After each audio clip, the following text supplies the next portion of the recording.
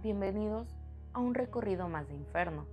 Apaga todas las luces, asegura todas las ventanas y ponte cómodo, que aquí es donde empiezan nuestras terribles pesadillas. Hace muchos años, cuando yo había cumplido los 5 años, fui testigo de un evento paranormal que recordaré hasta el fin de mis días. En aquella época, aún vivían dos seres muy especiales que adoré y respeté demasiado, mi abuela y mi madre. Ambas residían en la casa de mi bisabuela, un sitio antiguo y enigmático. Mi bisabuela siempre me quiso mucho y cuando la visitábamos se deshacía en cariños para mí, y así continuó hasta que dejó de existir.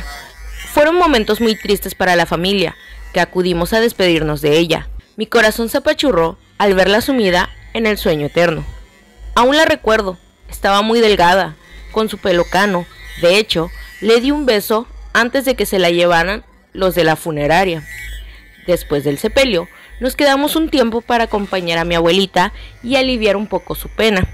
Fue en esos días cuando ocurrió algo de lo más misterioso que me ha pasado, pues una de aquellas noches, mientras mi pequeña hermana dormía en su cuna y mis padres dormían plácidamente, yo aún me encontraba despierto, incapaz de conciliar el sueño, pues mi mente se hallaba divagando cuando de pronto noté algo extraño que me resultó un tanto escalofriante.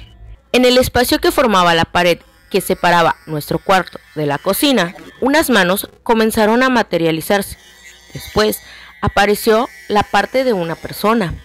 Lo más perturbador era que no se veía de la cintura para abajo, solo se revelaba el torso de una forma encorvada y esa figura, extremadamente delgada, dejó caer su pelo sobre el rostro, que apenas era visible. Al principio, la rara presencia se mantenía mirando hacia el piso. Después, comenzó a inclinar su cara hacia mí, pero sin mover el resto de su cuerpo, que seguía en la misma posición, hacia abajo. Su piel parecía acartonada, como la de las momias en las fotos. Quedé paralizado al descubrir la espectral visita. Mi cuerpo se negaba a moverse porque no podía evitar la mirada de sus ojos vacíos que me mantenían fuera de la realidad. Ya cuando pude salir del trance, luego de unos minutos quizás, volvió su faz hacia abajo y su torso regresó hacia la cocina para perderse en la oscuridad. Y creo que al poco rato me quedé dormido. A la mañana siguiente les conté a mis padres lo sucedido y ellos lo relacionaron de inmediato con mi bisabuela. Me dijeron que ella me tenía un cariño tan grande que no quiso partir sin verme por última vez. Hasta hoy sigo preguntándome, ¿fue en realidad ella? ¿Regresó para despedirse de verdad? ¿O algún otro ser se aprovechó de ese momento para entrar en nuestro mundo? A pesar de las interrogantes, aún recuerdo el semblante frío y sepulcral que me miraba fijamente. No sé qué buscaba ni qué quería de mí, pero el rostro fantasmal sigue vivo en mi mente, incluso años después, cuando visitamos esa casa. Todavía observo con temor la pared de donde sumergió quien aparentemente era mi bisabuela. Esto que les comparto ocurrió en Monterrey en 1980, donde actualmente radico. Antes de la muerte de mi otra abuela, unos inquilinos que rentaban un espacio cercano de la casa, donde tuve la experiencia sobrenatural, aseguraban que se oían llantos o lamentos por la zona. Por lo anterior, me hace pensar que tal vez lo que vi no se ha ido de este plano. El secreto del secretario del ayuntamiento. Mi abuelo tiene un montón de historias, ya que pasó toda su vida en Tepoztlán, un lugar lleno de leyendas, y la gente de allí suele contar que aparecen brujas, nahuales e incluso ovnis. Entre las muchas historias que me ha contado mi abuelo, hay una en particular que me parece la más increíble y tenebrosa a la vez. Se remonta a muchos años atrás, cuando mi abuelo era joven y asistía a una secundaria que estaba en el mismo lugar. Su mejor amigo en aquel entonces se llamaba Gabriel y ambos asistían a la misma secundaria. Mi abuelo cuenta que con Gabriel vivió muchas aventuras, ya que solían estar juntos todo el tiempo, y ambos tenían la costumbre de faltar a clases casi todos los días, ya que no les gustaba estar en la escuela y preferían irse a los campos que tenía la abuela de Gabriel, donde solían descansar bajo la sombra de los grandes árboles y pasaban el tiempo hasta que llegaba la tarde. Cierto día, después de reunirse en la secundaria, Gabriel y mi abuelito decidieron salirse de la escuela. Esta vez, antes de ir a uno de los terrenos de la abuela de Gabriel, pasaron por la tienda y compraron una cajetilla de cigarros y unos refrescos. Después de eso, comenzaron a caminar hasta que finalmente llegaron al terreno, donde se adentraron un poco hasta que vieron un árbol grande y frondoso, donde se sentaron a platicar y a fumar.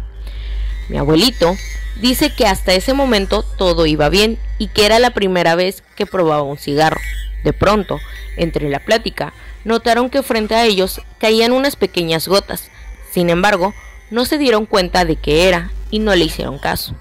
Pero pasados unos segundos, cayó una gota más, seguida de otras dos, y esta vez ambos se levantaron para mirar esas gotas, ya que les pareció muy extraño. Cuando miraron hacia el suelo, se dieron cuenta de que era sangre y, sorprendidos por eso, levantaron rápidamente la mirada y vieron entre las ramas de aquel árbol frondoso una especie de animal, pero parecía que no tenía pelo y que estaba herido, a lo cual ambos, asustados, se alejaron un poco de aquel árbol. De pronto, dice mi abuelo que aquel extraño animal se dio cuenta de que lo habían visto y empezó a bajar del árbol, y al hacerlo se notó que era una combinación entre una persona y un perro, pero muy feo, y que ese extraño ser bajó con dificultad del árbol, y estando abajo, se enderezó y se paró como si fuera una persona. Después de eso, se echó a correr hasta perderse en el campo, y los dos se quedaron mirándose uno al otro, sin comprender lo que habían visto y aterrados. Salieron corriendo del lugar sin mirar atrás y decidieron refugiarse en la casa de la abuela de Gabriel. Cuando llegaron, la abuela de Gabriel notó que estaban completamente en shock y pálidos por el miedo, y eso le pareció extraño verlos en ese estado. Así que empezó a preguntarles si les pasaba algo, pero ni mi abuelo ni Gabriel querían contarle, porque quedarían al descubierto por haberse ido de pinta.